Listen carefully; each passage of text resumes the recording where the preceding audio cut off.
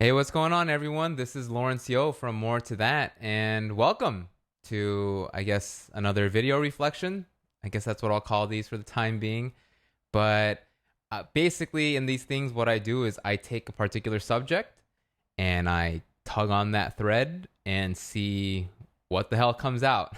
And at the end of it, it might be either a nice, intricate web or just a pile of stuff that has just been vomited out. So I guess we'll see how this goes. And, you know, part of the reason, let me backtrack a little bit. I recently listened and watched even this podcast with a North Korean defector named Yeonmi Park. She's absolutely amazing. You should definitely check out some of her stuff. But one thing she said in her conversation that resonated with me was to talk is to think.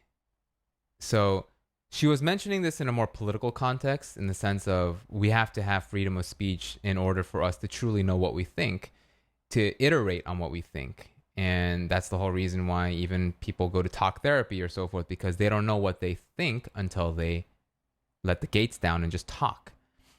And I kind of imported that into this in terms of what I'm doing, because these are unedited, right? I hit record and I just do one take and then I upload them. So like, why do I do that? And especially on a platform like YouTube, where you could have a 10-minute video that has like 100 cuts and is really nicely edited, and that's the way that you draw people in. But in my opinion, that is not thinking. That is presenting, right? A video like that, and those are fine. Those kind of so many cut things and stuff like that. Like, I watch some of those things too, but those things are like, you already know what you want to say. You've probably scripted a lot of it, and you just want to present it. Whereas this is a form of really me trying to understand what I think about something by talking about it. And granted, yeah, I don't have to hit publish, but by hitting publish, what I do is that I kind of close the loop of incorporating you into this process, whether it's in the form of comments or feedback through email, what have you, that I am basically saying, hey, this is what I think in this snapshot of time. I think this is what I think, and I'm exploring it further with you. And I'm curious to know how you are also contemplating the subject too. So that's the reason why I do this kind of video. And, it's an experiment. I'm going to kind of see how it goes. But there's a reason why I kind of just do these one shot, top of the dome kind of things. And also, I just find it to be just fun to do so. So, with that said, what is the thread we're going to pull on today? What is that thread? And I wanted today to talk about something, kind of serious, like the meaning of life, maybe. Something that we probably don't spend too much of our days thinking about, but every now and then it crosses the mind. And I wanted to start with first offering what I think about the meaning of life. How do I answer that question of what is the meaning of life? So we'll start from there, and then I want to provide like a counter argument to that.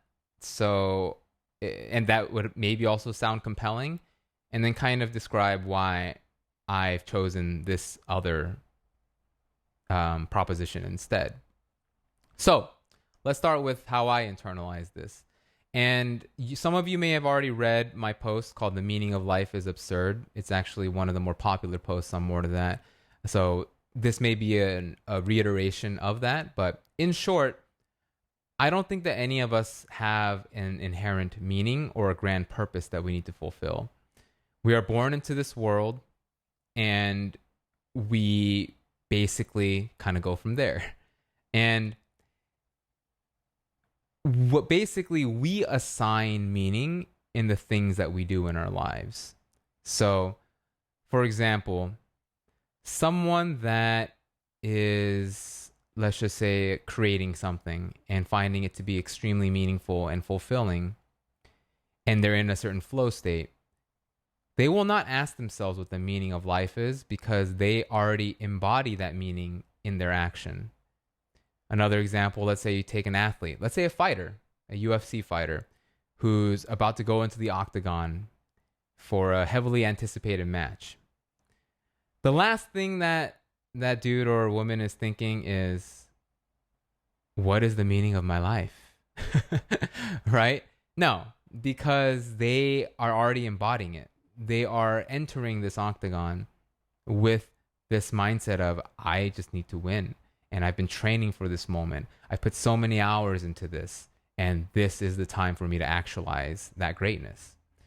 So if you are already on the path to you feeling like you are working towards your potential, or you are working towards actualizing it, then you rarely ask yourself what the meaning of life is, because it's already embodied through what you're doing, through your pursuits.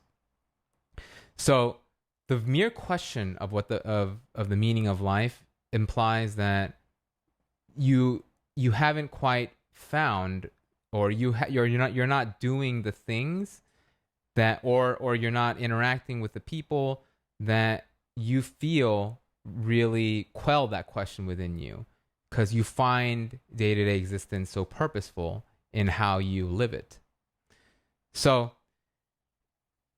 there's a philosophical viewpoint called absurdism, and there are different shades to absurdism. I think if you want a great primer on it, you should start with, there's an essay by Thomas Nagel called The Absurd. And the crux of the essay is essentially human beings can understand how ridiculous it is to feel like you have a meaning, right? Because if you look at, like, you know, what's the first thing you think of when you see that picture of the pale blue dot, right? You know, that famous photo where Earth is like this tiny. Or you watch shows that just, you know, like show the cosmic scale and how tiny we are. The first thought is, holy fuck, we are so insignificant. We are but a little mote of dust in this crazy landscape, right? But the paradox that Nagel proposes is that, but we can't help but to find so much seriousness in what we do in our lives, even though we know that it's all meaningless in the end, right? Like you sitting there and trying to determine what the best Instagram filter is for this photo you're about to publish, right? Like I'm sure if there was someone viewing you doing that, you'd look super serious, like filter, what filter, right? Or like, have you ever looked at yourself brushing your teeth in the morning, right? I'm sure you're not like, you're just, you know, looking super serious. It's in every act is imbued with seriousness, even though cognitively we can understand that all this stuff won't matter in the end, right? Whether it's through a finite lifespan, or whether it's the fact that there will inevitably be the heat death of the universe. Somewhere between that and that, it ends. Doesn't matter how long it goes, but it will end. And that end is still not, the knowledge of that end is still not enough for us to take our lives in jest and just to, you know, like not view it as something so serious. So he says that this paradox is absurd. And basically he says that this is fundamental to the human condition. So instead of like fighting so much against it, like Albert Camus, you know, he takes a kind of more, like, he takes absurdism to the extreme in my view, where like he has a famous essay called The Myth of Sisyphus, where basically, you know, like you're trying your hardest, like Sisyphus rolling the boulder up the hill to have meaning in your life or whatever, and then life just hits you and the boulder goes back down. You got to do it all over again, and then you're just like in despair at the sky, like, no, I want my purpose, I can't fulfill it. Instead of that, like Nagel, I think, you know, indirectly is like, yeah, that's just too much, bro. Like, it's ultimately you recognize the absurdity of life, and then you carry on. And you find the meaning in the little things that you do, or the things that you find so purposeful, and you just leave it at that. So I think, if anything, my view aligns closest with that standpoint. But let me offer the other side. So let's just say that life is imbued with a lot of meaning, or let's just say that every one of us has a grand purpose. Okay, so let's take the other side of that coin. Now, if everyone has a grand purpose, if each person in this world has meaning assigned to them, whether it's by God or whether it's by, I don't know, just some sort of cosmic life force or something like that, whatever you want to call this. Let's say that's the case, okay? And if everyone has a meaning that is to be fulfilled, let's just say that that's a form of determinism in a way, right? So you already have an endpoint that is mapped for you, and all you have to do is essentially carry out your life, and that meaning is fulfilled. So the deterministic viewpoint would be that, okay, if you already have a meaning, right, just by living your life, you are fulfilling that meaning because your fate has already been decided for you, right?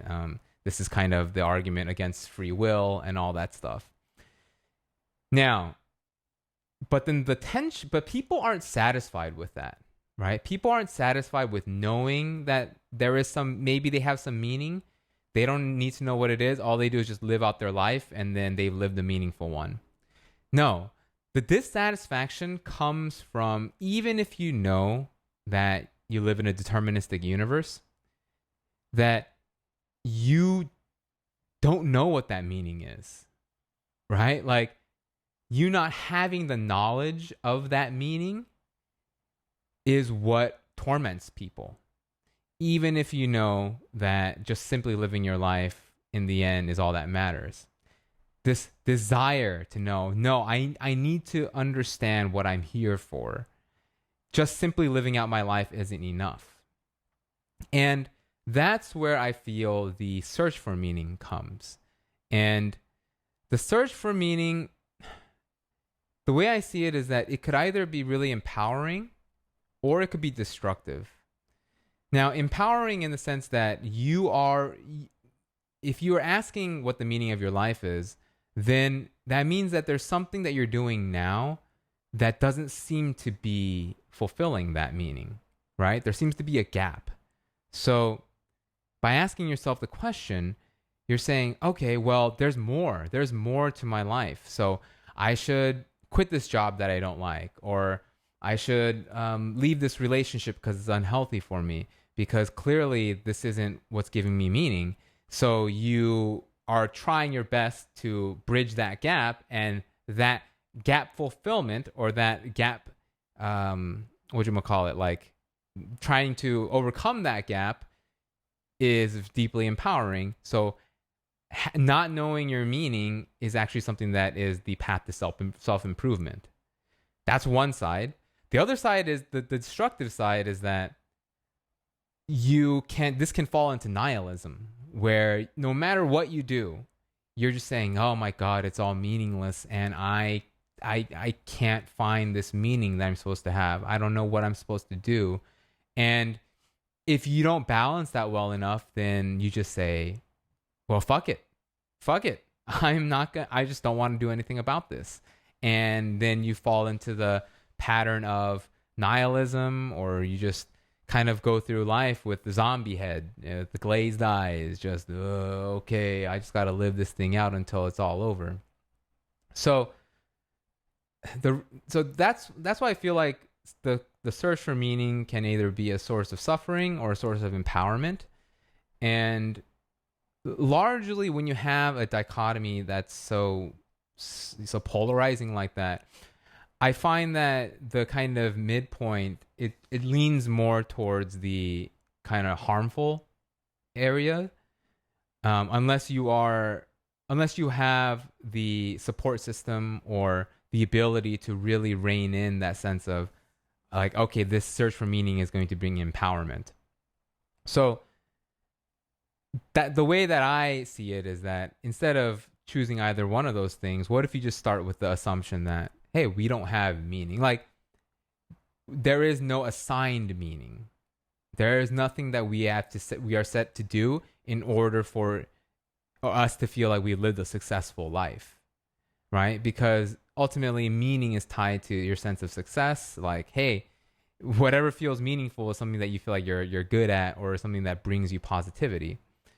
But what if you just wipe the slate clean from all that and just say, hey, I'm here through some miracle, by the way.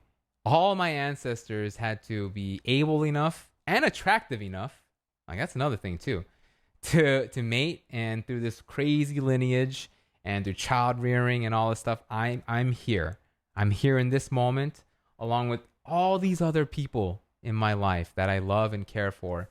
We were born in this small window of time. This small, that's unbelievable. So what if you just start from there, like having that be enough, and knowing that this is the gift. This is the gift of existence. And, this could start going to corny territory, but this is just truth. The gift of existence.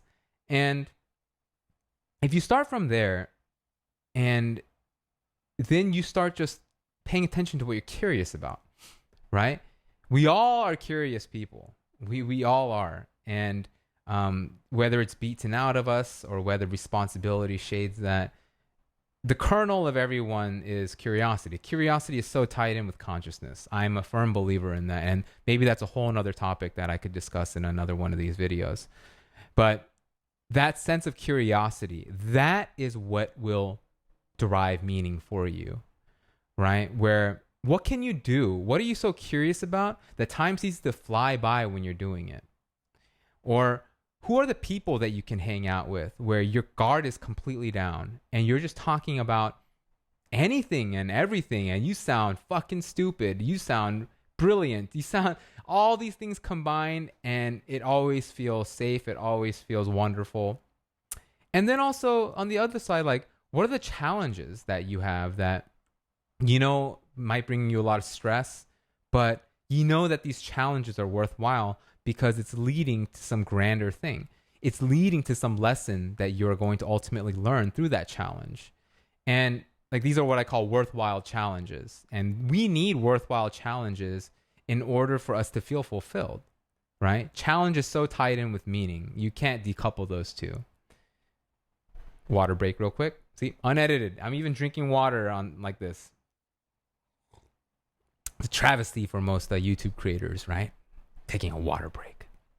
So basically, that is where I stand, is that, yeah, blank slate, and then you use your curiosity, you use what you're interested in as a compass, as a guide to adopting the meaning of your life.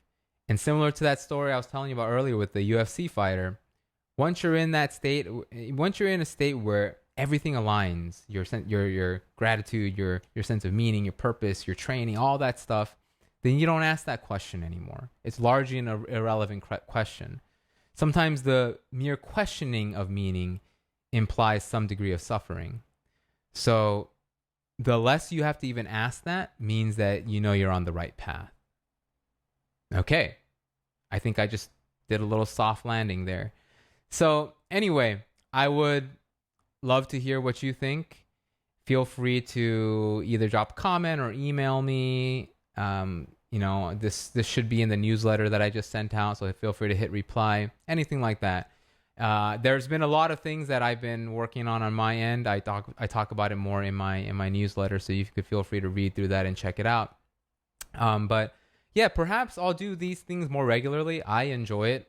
Really, like, just even the last, 19 minutes or so was just a way of elucidating my thoughts on this topic, and I feel like I'm going to walk away from this having a better understanding of where I stand. So I'd encourage you to also try the same. You don't have to publish, but just try talking out what you feel or what you think about something, and I think that you may be surprised at the result. So, all right. Thank you guys for tuning in, and I will talk to you soon. All right. Bye.